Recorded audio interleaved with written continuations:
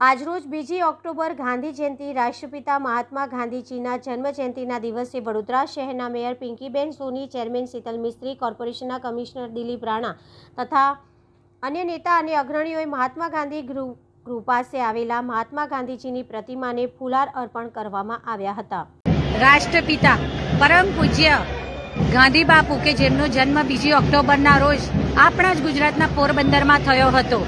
ગુલામીની જંજીરોમાં જકડાયેલો હજારો વર્ષોથી આપણો દેશ જેને સત્ય અને અહિંસાની માર્ગે અહિંસક ચળવળ દ્વારા તેમને આઝાદી અપાવી અને અંગ્રેજ સરકારનો દમ તોડી નાખ્યો હતો। ખરા અર્થમાં કહીએ તો ગાંધી બાપુના આદર્શો સત્ય, અહિંસા, ભેદભાવ વગરનું જનજીવન, આ બધા જ એમના અને સ્વચ્છતાનો આગ્રહ, આ બધા જ એમના જે આદર્શો છે તે આજના સમયમાં પણ ખરેખર સુસંગત છે।